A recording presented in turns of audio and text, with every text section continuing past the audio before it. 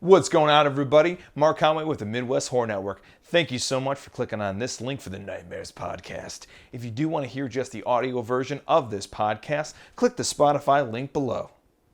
What's going on, everybody? It's the Nightmares podcast with your host, Mark Conway. I'm here with the usual suspects, Zach and Brandon. Awesome. We have a very unique topic today for the Nightmares podcast. Brandon, this was your idea, so you get to talk all about it. Yes, so today we're going to be talking about one-off slashers. These are slasher movies that never got a sequel.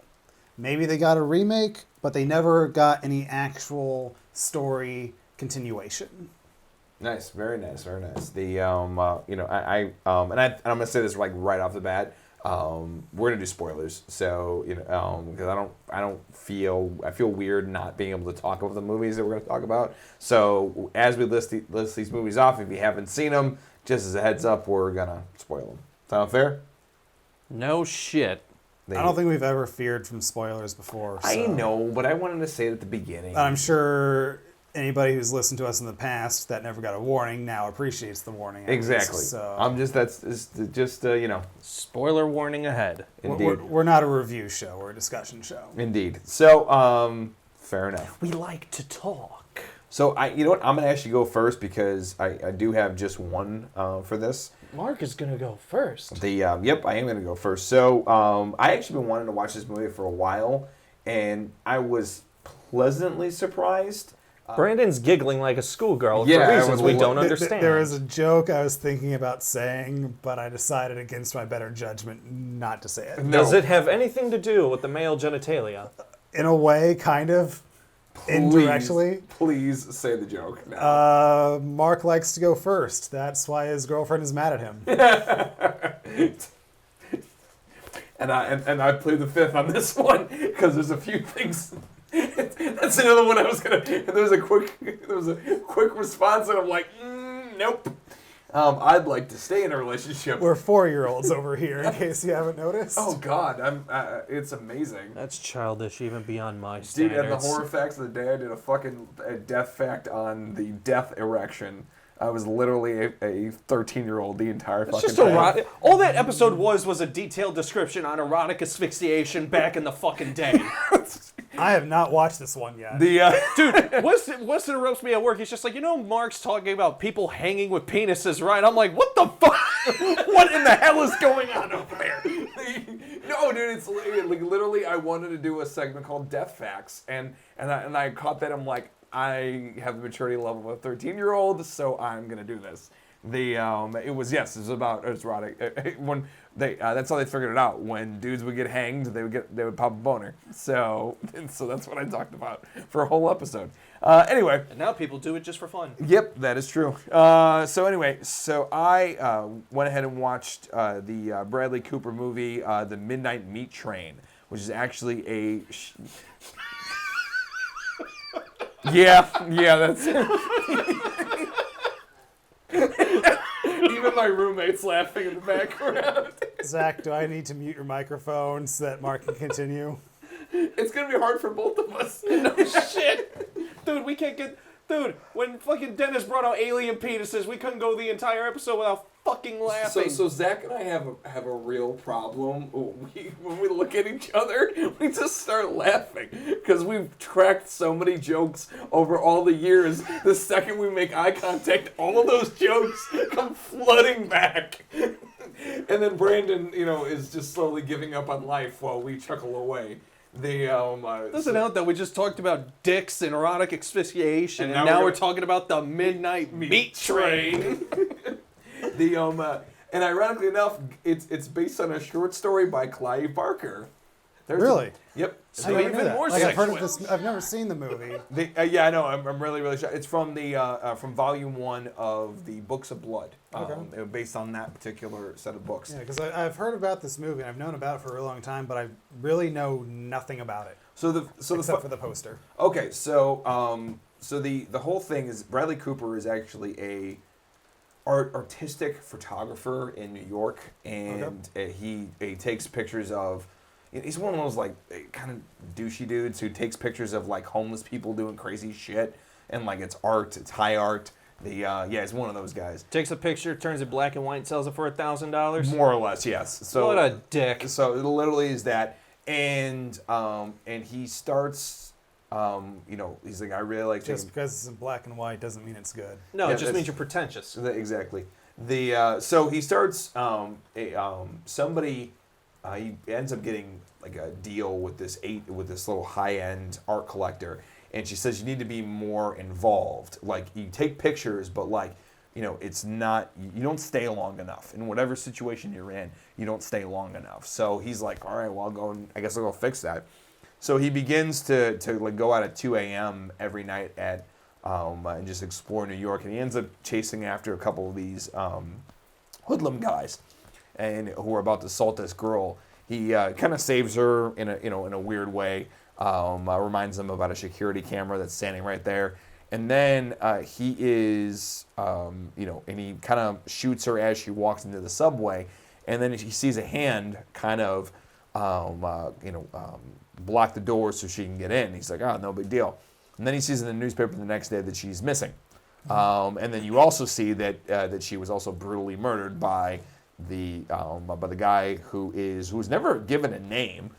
He's literally, I didn't even know in the credits that they even gave him a name, but he literally is murdering people on the train, and you kind of learn through the process that he's literally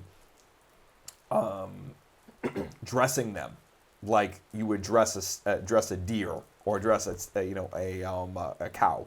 Like, how you skin one and then you hang it up, you drain the blood. He's literally doing that to human beings in the train.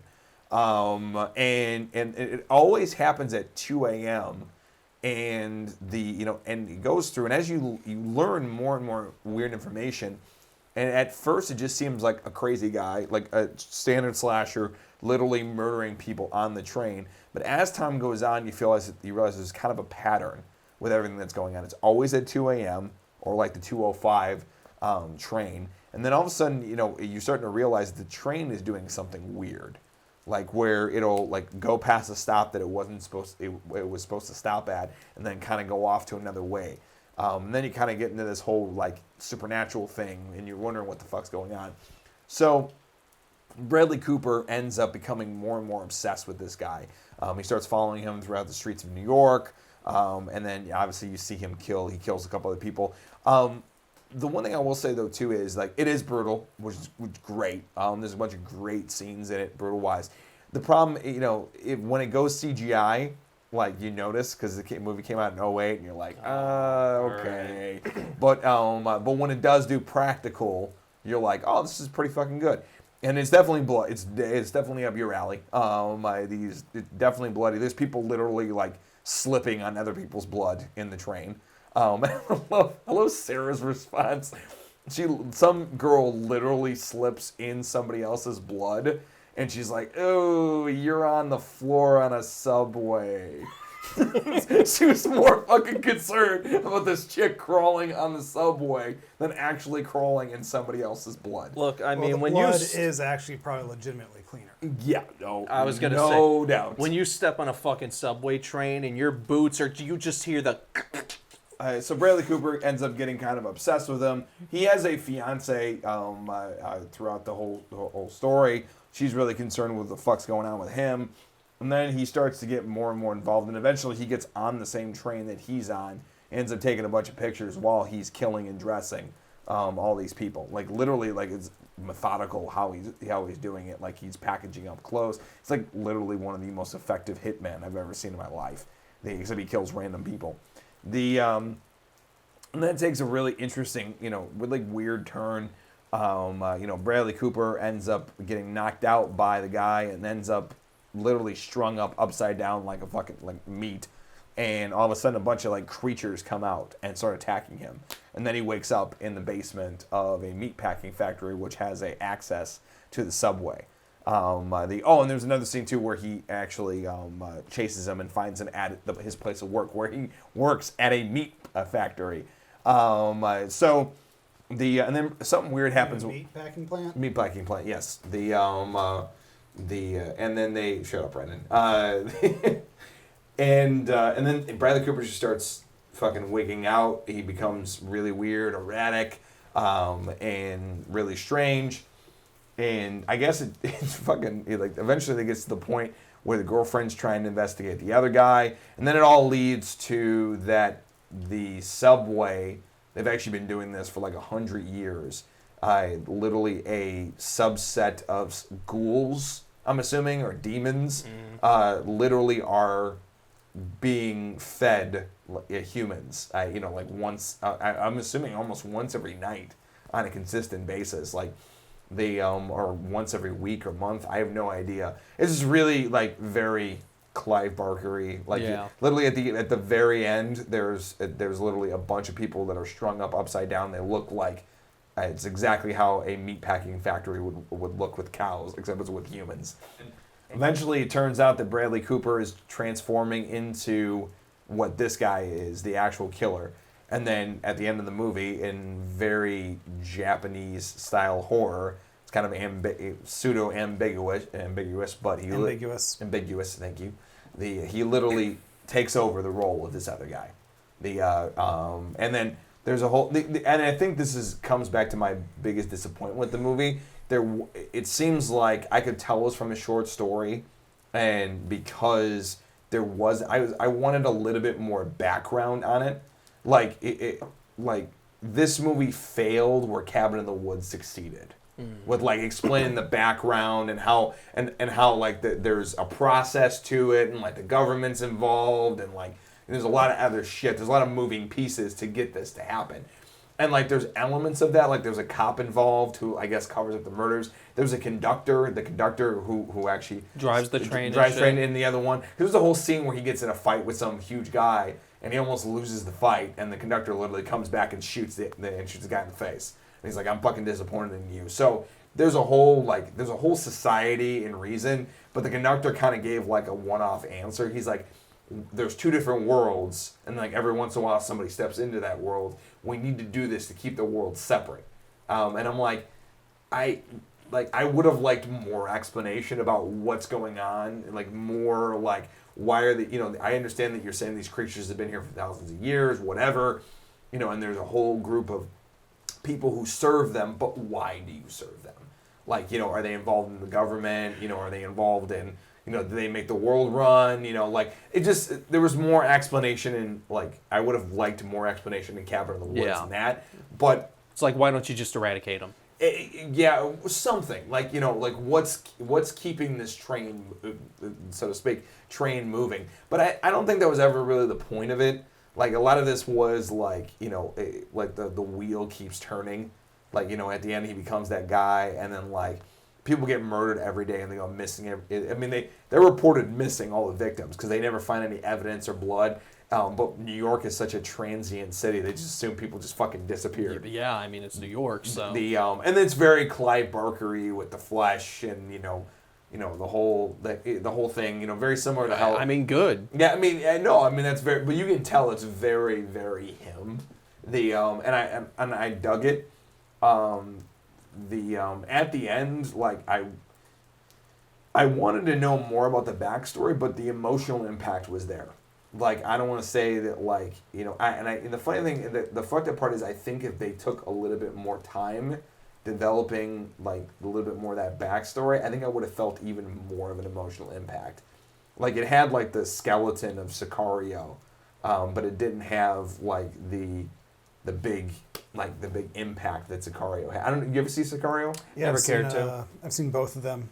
I think it was one of those things that it was kind of limited by. Oh, and by the way, there's a bunch of like early 2000 shit going on there. Like there's a bunch of shots where they go in and out when they're having a final fight. They go in and out of the train, from like the camera goes in and out of the train, and they also do that bird's eye view where they go from room to room to room, but there's no roof on top of the room. Yeah. I'm like, this is super fucking 2000. They used to do this shit all the time. They don't do it anymore.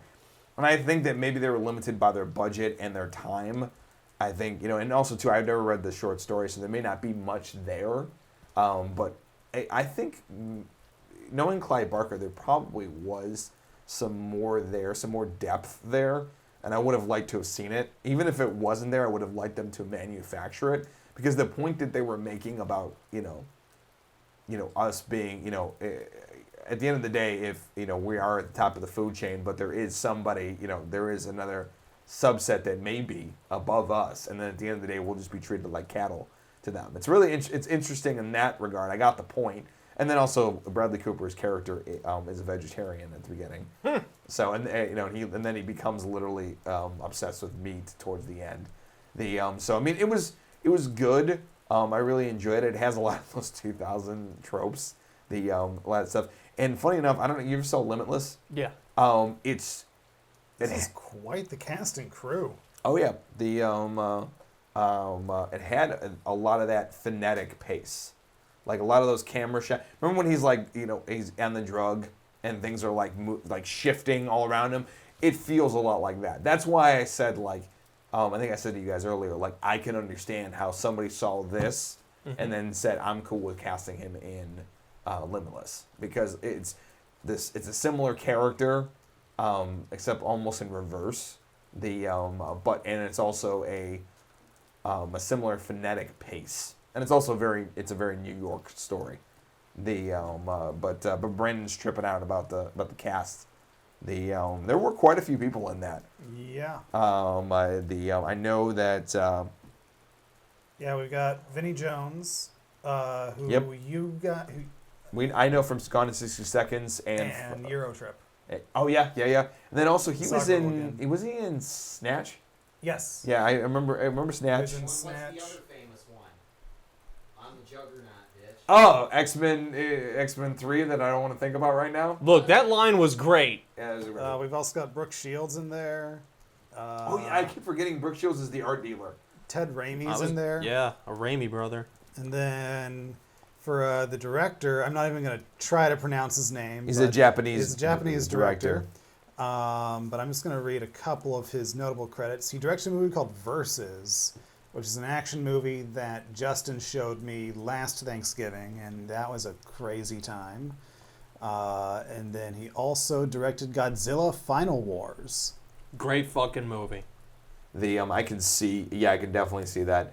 And then also too, I can definitely see when I researched this a little bit before the podcast, I knew that the director was Japanese, and I could see this is how if Clive Barker's story and Japanese director clashed, it came together. This is the style that they would go for it. It has a lot of those it's shot very similarly to the Similarly? yes, it's a new word now.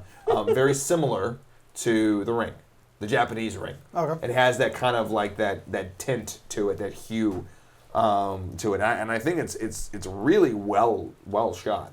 With the exception of those early 2000s tropes, I think it's very, very well done. I would have liked a little bit more on it, for an emotional impact, but for the movie that it was and the time period it was done in, because I know this is before James Wan made horror a little bit more commercial, and there was a little bit more money being attached to it. More commercial with financials with The Conjuring.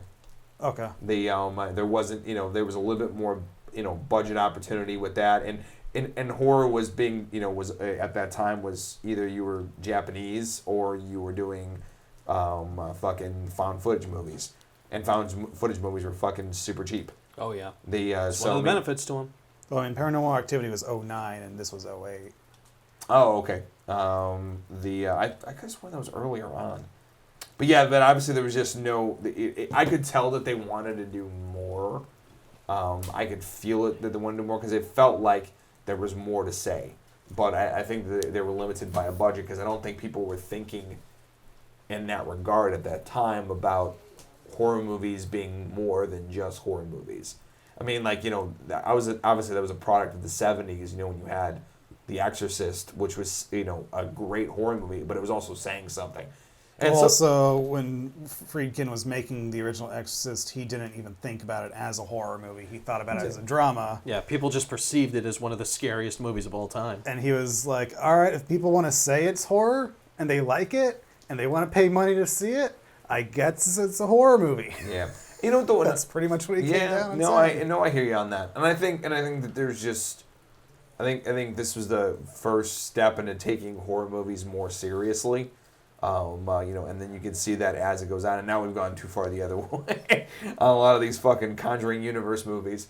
But I mean, like, this is like intelligent horror, like, and I like intelligent horror. I like something that's making a statement and actually has a good story surrounding it. It doesn't have to just be. I mean, don't get me wrong. I fucking love, like, the stabby stab and bloody blood everywhere. It's great. But, like, when you can be intelligent about it and be that at the same time, more power to you. And in fact, I even prefer it that way.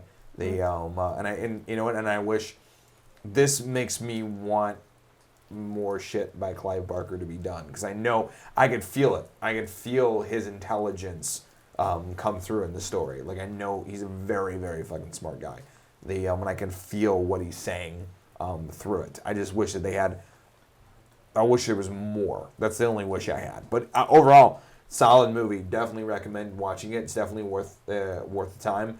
I would like probably an update on it, maybe a 4K print scan, and maybe clear up some of that, some of the old special effects tropes that they had. Maybe advance it up a little bit. But I'd have to go redo the CGI on that one if that's the case. So, but the good news is it's not overblown. Like there's two shots.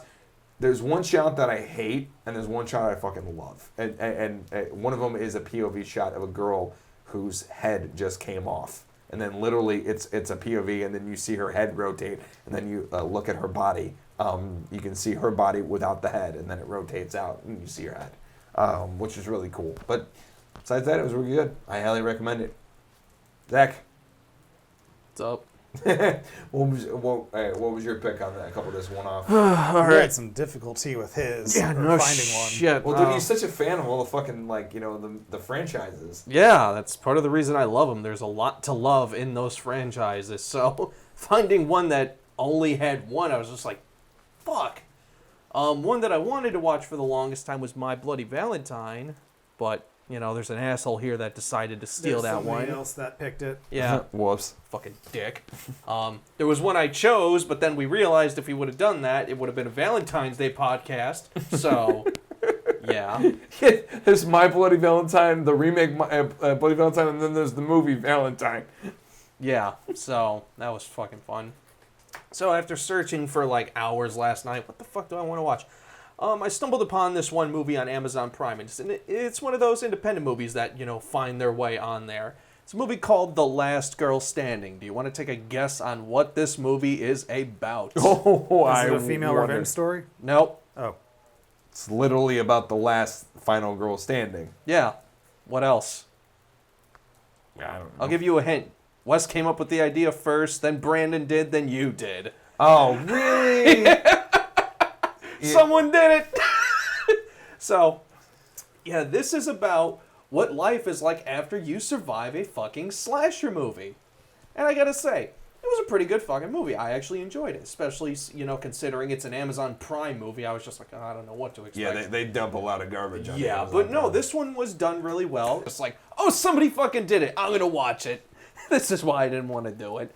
But, so yeah, the movie's called The Last Girl Standing, and it's about, what's life like after somebody survives a fucking slasher film. So, yeah, the movie starts off during what is essentially the end of a slasher movie, Girls trying to run away from the slasher, finding all the dead bodies and stuff, and the slasher in this movie is called the Hunter. It kind of is doing this pagan ritual type thing to a bunch of, like, these people who are out camping and stuff. And the way she gets away is the guy kind of has her cornered, and she backs up, but she hits one of his traps. And what the trap does is it backfires and ends up stabbing the motherfucker in the chest. Nice. Yeah, so, and I gotta say, the first 10 minutes, bloody. There was a lot of good kills and stuff in there, and yeah, it was pretty fucking violent. And the gore in this movie, top notch. Fucking loved it. But after that, it progresses, you show her life. It takes place, I believe, 5 years later. They had a nice intro sequence. You get a lot of news clippings and stuff like that. You'll learn the name of the killer. There's like, just like this holy shit. There's even the tagline, real life fucking slasher movie just happened, holy shit. And yeah, I thought that was great. I would say the pros and cons of this movie is, one, I like the idea. The story is pretty good. The characters are pretty enjoyable, but I feel like it could have there's definitely room for improvement. I could see there's a lot more potential for it. And I feel like I couldn't find the budget for this, but I feel like if anything hindered them, it was probably the budget. Brandon, if you could find that would be much appreciated. Stand by. Yeah, because I would say, like, after the whole slasher bit, the first, when you're seeing, like, what her life is like and everything like that, there was a few things that I felt were weird in the editing, pacing-wise, sound-wise, so I don't know what was up with that. But essentially, she's living in an apartment, very bare bones. It looks like she just moved in, but she's kept it that way for the past 4 years. She's very, she's still suffering from PTSD and everything. She sees this killer all over the fucking place, and it's still haunting her. So over the course of the movie, she's working at a dry cleaner, and this new guy comes.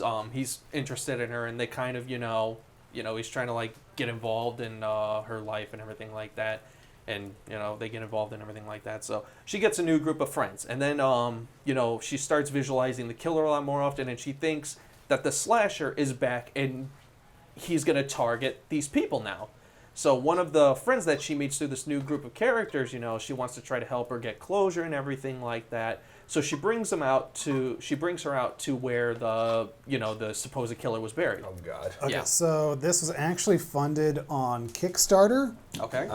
and it had a goal of $3,000, and it made $6,331. For $6,300, damn good job. Let's see if they have Wow. a breakdown of the budget on here, but keep going. Yeah. So, they go out to the burial ground, and she digs up the body, finds the body, burns it, they return back, I'm skipping over a lot of, like, what other happens in the movie and stuff. I'm just kind of glancing over it. But at the end of the movie, she finally has the closure she needs and everything. They're at this art gallery because one of the friends is, like, one of those artiste motherfuckers and all that. Well, dude, it was filmed in Austin. Yeah, you know what? That's actually a very good point.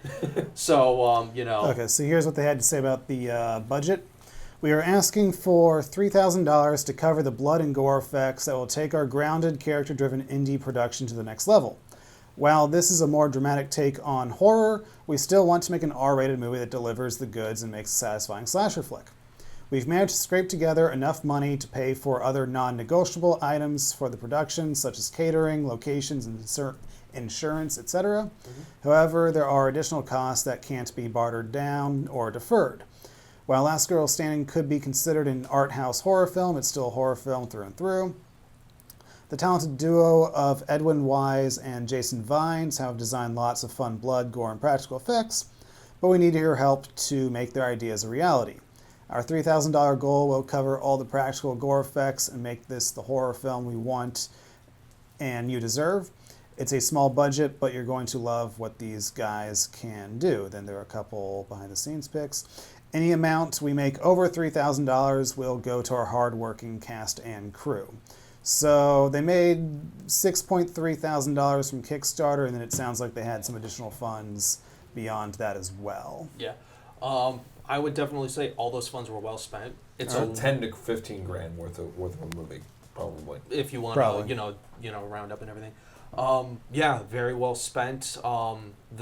It's looked great, sounded great. Other than in the beginning when they're showing what her life is like, there was a few like audio jumps. It's like they do a weird quick cut to a scene and the audio would spike because you see a laundry machine or something like that. It didn't feel like a jump scare. It just felt like something that was like that probably could have been. It could have just been mixed a bit better. Yeah, I would say they probably could have mixed that better, but that's just a personal call on that one. Okay, so yeah, the crux of the story where I was getting to. So yeah, she's at this art show or whatever, and she's about to go do her new boyfriend or whatever, and then she sees the killer stab the guy in the chest. And she just sees the guy, like the hunter, like stabbing her current boyfriend or whatever, and then she goes nuts and kills the hunter. One of the other friends walks in, "What the fuck have you done?" It was really her who killed him. Oh. She's seeing all her new friends as the hunter, and she's just lost her fucking mind now, and she's killing all of her new friends. because she thinks that So the hunt- she essentially becomes the slasher in yeah. the slasher. So essentially, what it is, the first 10 minutes and the last 15 minutes of this movie are where the slasher part of this film comes in. Dude, thematically, man, we watched the same fucking movie. Yeah. Literally, my lead character becomes the killer, Yeah. and then your lead character becomes the killer. Yeah. I thought it was really awesome. It was actually sad too. I'm just like, oh fuck. Yeah, that's where we're going. And then you know, at the end of the movie, her new friend that she's been hanging out with and going through this whole adventure with, you can see she's starting to get the similar side effects that, you know, the other girl went through, and that it's kind of like the looping thing, like the last girl standing is now going to be, you know, it's kind of like implying that this thing is like a chain reaction that's going to keep getting passed down and shit. Jesus Yeah. Christ, we really did watch the same movie thematically, because that's literally what it's about, like just the perpetual cycle of violence. Yeah, I'm really glad I looked for something other than a mainstream 80s slasher or a Maniac, which was another thing I was going to go with, the Elijah Wood one, because I'm like, I really enjoyed this one. It's a small independent movie, and for a $6,000 budget, this was $6,000+ budget, this was really fucking good. Nice. And it just, again, what I say, put some fucking effort into your goddamn movies, and you can get something really good. Yeah, great writing, great acting, great cinema of photography. It was just an all-around enjoyable picture. Nice. I love that. Yeah, if you have an Amazon Prime account, I fully recommend watching this movie. It's a good time. No alcohol required. Indeed. I'm stealing that from Jeremy. Dude, when you're fucking describing the whole thing of the killer coming back and everything else, I was like, wait a minute. I know the rules. You burned him with fire. He's not supposed to show up for another 2 movies. This is ridiculous. No, because and then you start explaining, like, oh. Because for the most part, because I'm like trying to think, because as I'm watching the movie, I'm trying to think of all the angles this thing can turn. Because in one of the newspaper clippings you see at the intro, you see there's like a group of people trying to find the body or whatever. So I'm like, oh, is there going to be some cult or some shit, knowing that she's the person who survived trying to kill her or whatever? Because she's seeing because, you know, over the course of this movie, she's seeing like hunter totems and stuff like that. Like, she starts stalking the group a little. She finds a skinned rabbit, but when they go back, it's fucking gone and stuff. You don't know if she's actually going crazy or if the hunter, you know, successfully did his pagan ritual until the very end. So, oh, nice. Yeah. I I think it was a very well done movie. And then, you know, once you hit like that moment, you're just like, oh, okay, that's the angle they went with. But for the most part, you know it's going to be one of like 2 or 3 ways this is going to end. Yeah. You know what? And I figured that out with thrillers, mysteries, and horror. If you have me thinking in that mentality, you already have me. In the how's this all gonna, you know, what's going on? How's this gonna work out? You know, how's this, you know, what's gonna happen next? Like once I start asking those questions, the movie already has me. And that's the best part. And I felt the same way with mine, and I would definitely feel the same way with yours. That sounds awesome. Very fun movie. I fully recommend it. It's a good time. You know, Cool. So yeah, and hey, you know what? If the group who made that movie ever listens to this podcast, good for you guys. You made a great movie. I fucking loved it. $6,000+ budget. You're just beautiful.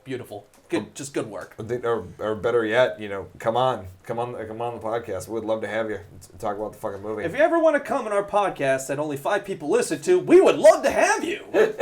We're up to 7. Oh, 7. Okay, my apologies. I think 3 of it is us. Oh no, it's you. I don't fucking listen to. I edit the goddamn things. I can't stand the sound of my own voice. I need to listen to them to make sure that we got that's still good after a good course of time. Mark is my quality control. Gotcha, brother. So B-Man. All right, so my pick is the original My Bloody Valentine from 1981. He's the asshole who stole my pick, but I'm kind of glad he did because I found a better movie. Well, this is the movie that kind of inspired me, suggesting the idea, because I was watching it a couple weeks ago, and I thought, you know, this never got a sequel. We should do a podcast about slashers that never got sequels. It got a remake, but that's it. And a remake is not a sequel. Correct. So. Did you see the remake? No. Did you see the remake, Mark? No, I never got a chance. Okay. I haven't seen any of them, but I want to watch both of them. I do find it hilarious, though, that both fucking the guys who played Sam and Dean both ended up in early 2000s horror. Yeah. I think Sam was in Texas Chainsaw, and then Dean was in My Bloody Valentine. No, Sam was in Friday the 13th. Oh, Friday the 13th. Oh, yeah, that's right. Okay, yeah. I remember. But it was weird to see both of them, and they were like very much in the supernatural I like how you call 2009 early 2000s. Yeah, late. Okay. It was definitely late, but no, I do agree with you. I remember when after watching Supernatural, I went back and rewatched Friday the 13th remake just because I forgot what reason it was, and I'm like, holy shit! You wanted to punish yourself? Again, I can enjoy the remake of Friday the 13th because it's just another Friday the 13th movie. It's Jason killing people in fucking Crystal Lake. Hearing Derek Mears talk about at that convention about what he brought to the role of Jason made me appreciate his performance more. He did a good job. Watching the movie again when I got the box set just a couple weeks ago, I am so bored by that movie as a whole. I don't get it. There's I only, really don't. And I'm mistaken. There's only one of the remakes that you absolutely hate. Oh yeah. They I don't know. Fucking nightmare. Yep. That one's down there. Yeah. But yeah, so anyway, getting back to my pick, My Bloody Valentine, 1981, classic slasher movie. One of my favorite slasher movies. I love it. I think it is up there with the original Nightmare on Elm Street, the original Halloween. It is one of my favorite slashers, just in general. And so when I was watching it yesterday and prepped for this podcast, I did things a little differently. Instead of just watching the movie, I watched it with the director's commentary on the Scream Factory Blu-ray release of it. And so what Scream Factory did was they actually had the original negative, which is the actual film that rolled through the camera when they shot it, for those who don't know what an original negative is. And they did a complete restoration, and they did both the original theatrical release, but they also restored as much as they could from what got cut out of that theatrical release. So there are extra gore shots, kill scenes, essentially. I believe most of those, if not all, are on the older Blu-ray as well, but not rescanned and cleaned up. But on this commentary, he talked about a lot about the making of the movie, but this was also his first time seeing this newly constructed version of the movie. So it was really fun to hear him, like, as he's talking, and then all of a sudden he just goes, "Oh, they were able to save that shot. That's cool." So it's basically Brandon's clone. Yeah. So yeah, it's always fun when you listen to a director's commentary or a crew commentary or a cast commentary, and they're just as excited about the movie as a fan would be. Yes. Can you blame them though? I mean, shit. It's gonna be no different than what will happen when we do commentary for Living Nightmares. Yeah. Yeah, all of our commentaries for a 4-minute short. It's going to be chaos. Dude, we'll just trying to fit all that shit in there. Dude, we'll just pause it every time somebody wants to say something. They pause and then say something. You can't do that during a live commentary. You can't do that on a commentary. Yeah. Ah, that sucks. Just like, no, wait, go back, go back. Anyway. But yeah, so he also talked about just like what he put into the movie and what he wanted the movie to be. And it's like he wanted it to be a more like character-driven piece. Yeah. Like other than the opening kill, you don't get a kill until like 40 minutes in, which is nearly at the halfway point. Everything in between that first kill and that 40 minutes in kill is all just story setup, character building. Because he didn't want it to just be just some guy in a mask just hacking at people. He wanted you to care about the people in the town. He wanted there to be an actual mystery, which I'll back up a little bit and talk about what the movie's about. So there's a Canadian mining town, and it's been 20 years since they had their annual Valentine's Day dance. Right. The reason why they stopped it 20 years prior was because 2 of the supervisors for the mine left their crew basically down in the mine to go to the dance. They did not check the methane levels. There was an explosion. All the miners were trapped. There was only one survivor, and he had to resort to cannibalism on the other miners in order to survive, which drove him crazy. A year later at the dance, he killed a bunch of people, and they locked him up in an asylum and canceled the dance all for 20 years. So now it's 20 years later, people have kind of just forgotten about the guy, so it's like, okay, dance is back on, but now deaths start happening again. Of course. Because it's a horror movie and death needs to happen. Absolutely. And it may or may not be that original miner. I'll let you discover that for yourselves when you watch it. Awesome. Because I have a lot more behind the scenes information that is legitimately interesting. Yeah, fair enough. So it's the sound of like the breathing tubes from like, if you've seen any poster or picture from this movie, you've seen the mask. Yeah. And it was important to him for the first kill not to just be a first kill. He wanted to establish the sound of the killer, the look of the killer. So it's not just a basic thing. It's so that way, from that opening scene, whenever you hear that sound, you know trouble's afoot. Yeah. So that's cool that he, even though it's a small thing, the fact that he put that much care into just the opening says a lot. They actually filmed in a real mining town. Nice. And in Canada. It's Canadian production.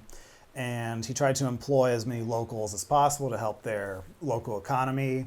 A lot of locals were PAs, set dressers, drivers. Nice. And in fact, years later, he met somebody in the Canadian film business who got their start as a PA on My Bloody Valentine and hadn't stopped working since. Nice. So Good for him. He was very proud that somebody who got their start in his crew was still working. They did build a mine set just for the fight scene at the end and the explosion, because obviously they couldn't do that stuff in the real mine for safety purposes. Really? Of course. He also talked about how like coal mines, like you imagine them being just like black, but they're actually painted white with like a calcium powder to prevent sparking. But of course, because all the coal dust and everything's going around, it looks black because it's so dirty. And so when the town knew they were coming, they were just like, oh, this is embarrassing. Our coal mine's is filthy. So they repainted it. Oh, no. And when they got there, the director's like, this looks like a Disneyland ride. So the art department, so they had to spend a little extra money. It's when real life people meet film people. Yeah. They're just they're like, oh, we want it to be nice. And like, no, now it doesn't look authentic. It's just Yeah. like, wait, what the fuck is this? So they had to spend a little extra money for the art department to dirty it back up again. But that goes into his philosophy for this movie was he didn't want anything to look new. He wanted everything to look used or lived in. So all the costumes were from thrift stores because he said there were just so many movies at that era where you could still see the fold lines in a character's shirt because you can tell they just took it right out of the package. He didn't want any of that in this movie. So yeah, he just wanted everything to feel real. He was very much against like tropes. So you've got the fat guy in this movie, which the fat guy in most movies is always like the comic relief. It's like and everything. second or third Jedi. Yeah, but in this movie, he wanted the fat guy to be like the respected leader that everybody looks up to and has the hottest girlfriend. Nice. Okay. Which happens in real life. Yep, and Does. then really the one trope in the commentary they mentions is like, I tried to think of a way around this, but I just couldn't. So I was like, all right, that's my one. That is my one that I will let pass. And that was we can't tell the townspeople because it'll cause a panic. All right. You know what? Sometimes, But it was that like, shit's just unavoidable, man. yeah. Like, I don't know what to tell you. I mean, it's in every movie.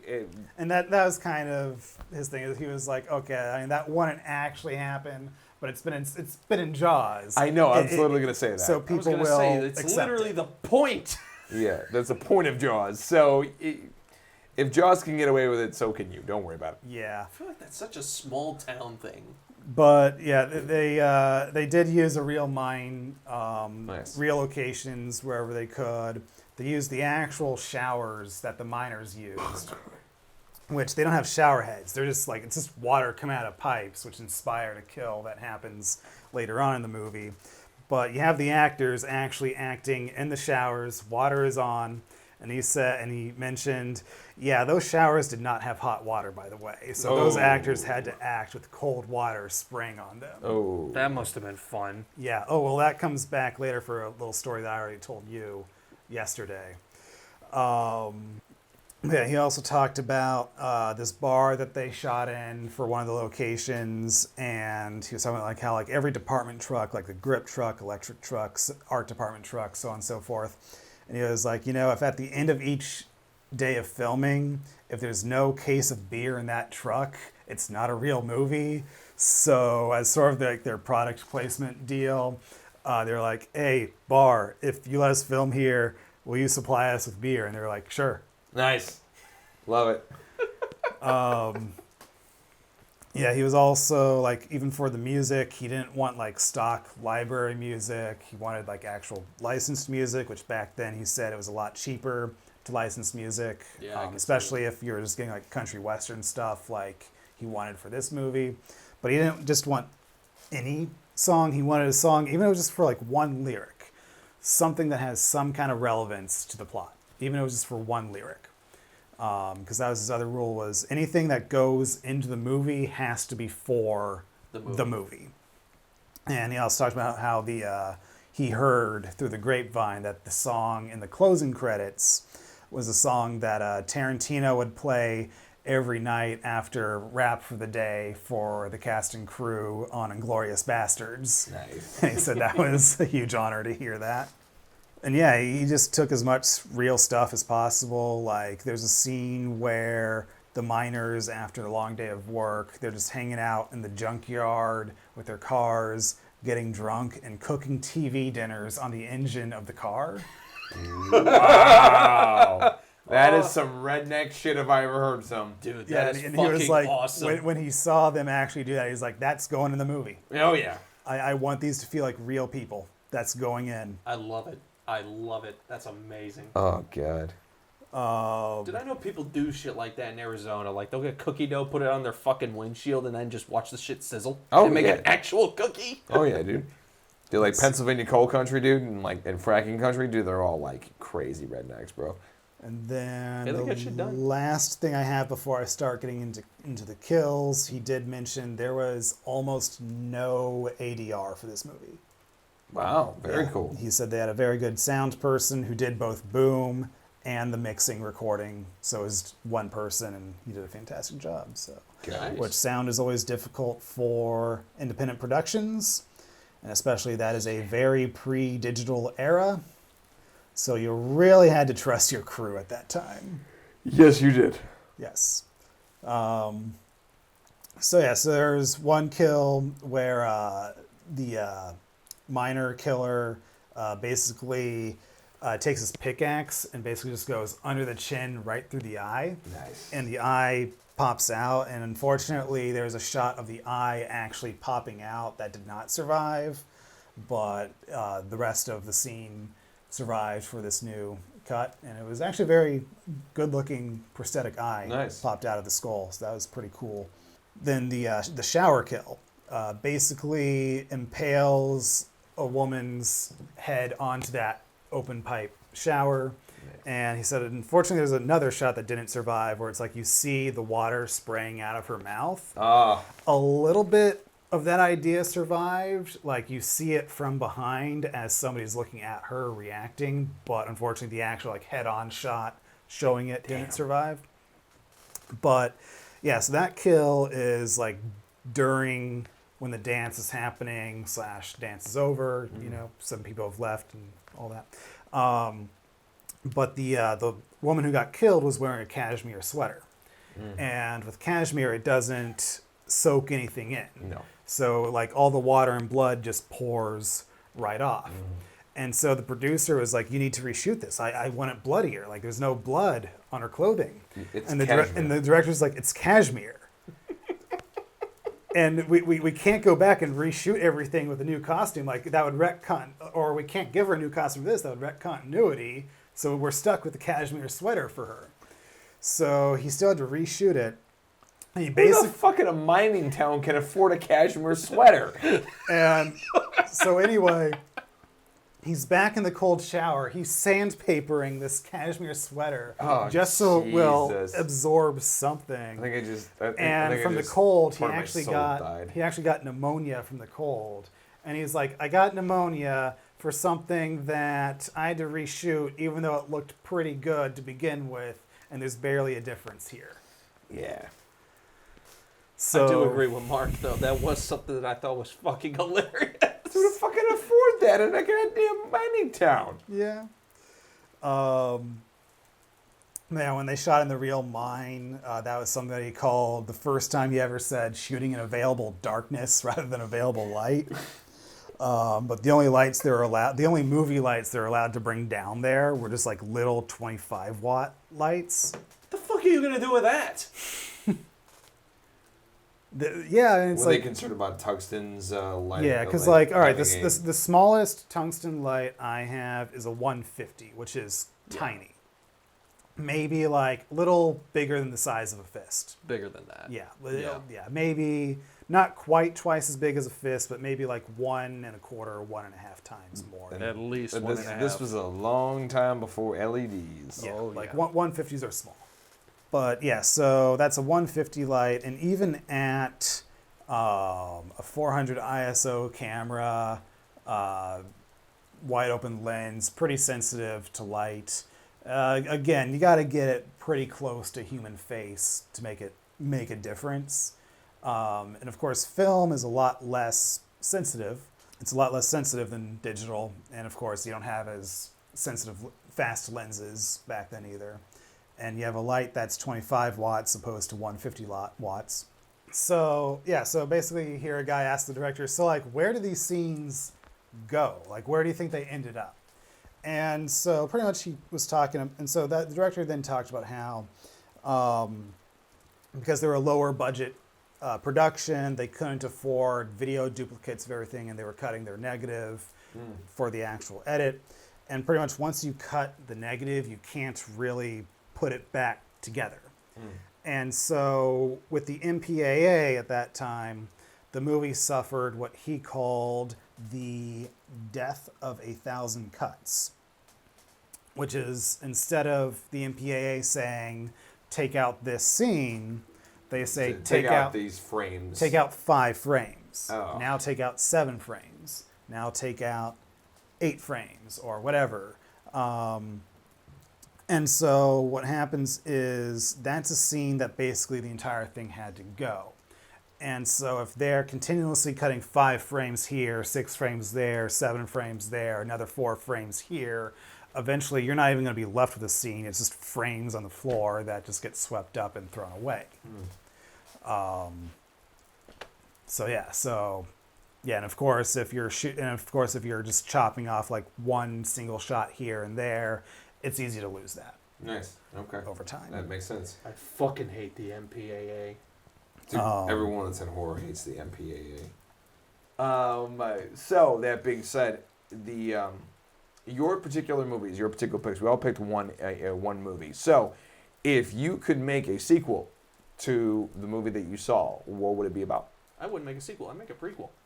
I was also going to open it up to prequels as well. Yeah, They- for mine, I would love to see a prequel. See Okay. how that whole situation got started, and then bada bing, bada boom. It goes right in, and then do a whole, maybe a whole 3-hour movie of prequel all the way into the actual. Not every movie needs to be 3 hours. But you combine both the movies. Yeah. That'd be cool. Yeah, I agree. I would watch it. Yeah. So Brandon, Um, there's a lot more. This is a little bit more history attached to this. So I'm Like- curious. Like, what would you think you would do for a sequel? if the rights for the sequel were to fall in my lap Yeah. and I were in charge of it, knowing what I know about what the director said, I would try to stay as respectful to that vision as possible. Okay. Because he did have a huge hand in the screenplay and the story and, of course, every facet of that movie. And knowing that it wasn't just like one of those, I'm a director for hire and I'm just going to sleep through this production. Like, I forget his name, but the guy that directed Return of the Living Dead Part 2 notoriously hated horror movies. And that actually caused a lot of friction with the cast and crew during filming. And when I rewatched that with Justin a couple weeks ago, you can kind of tell it's just like, we're not having fun watching this. And it feels like it was made by a person that wasn't having fun making it. Yeah.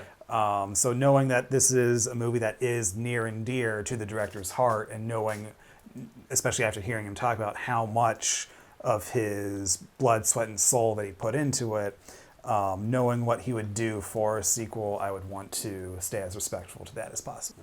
And I actually would do exactly what Zach did, which is a prequel. Because a lot of the, in the actual movie, the girlfriend goes into the killer's house and finds train schedules from like the 50s, the 20s, like 1886, like all these different train schedules with all 2 a.m. written on all the different trains, and there's a specific train that they're on. So I would have loved to have done a prequel to go more into the detail about how all this started, because I think it actually did start in like 1895. Mm-hmm. So there was a point of origin when these creatures started to come out and start to eat people, and there was, something, this organization happened. So something happened in 1895 to start all of this. So I probably would go back to that time and see how all this started, and then maybe see how it progresses through time up into the modern day. Because there's a lot of history there, and I would have loved to have, Touched on that.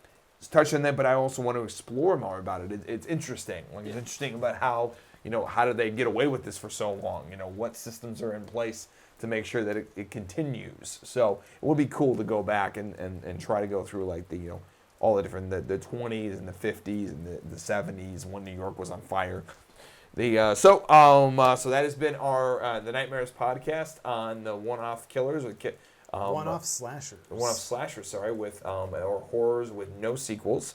So thank you so much, and then Brandon, close us out with your usual speech, sir. Thank you for listening to this episode of the Nightmares podcast. You can listen to all of our previous podcasts wherever podcasts are available. Mm-hmm. Also, be sure to follow us on social media at Midwest Horror Network on YouTube, Instagram, Facebook, and Slasher.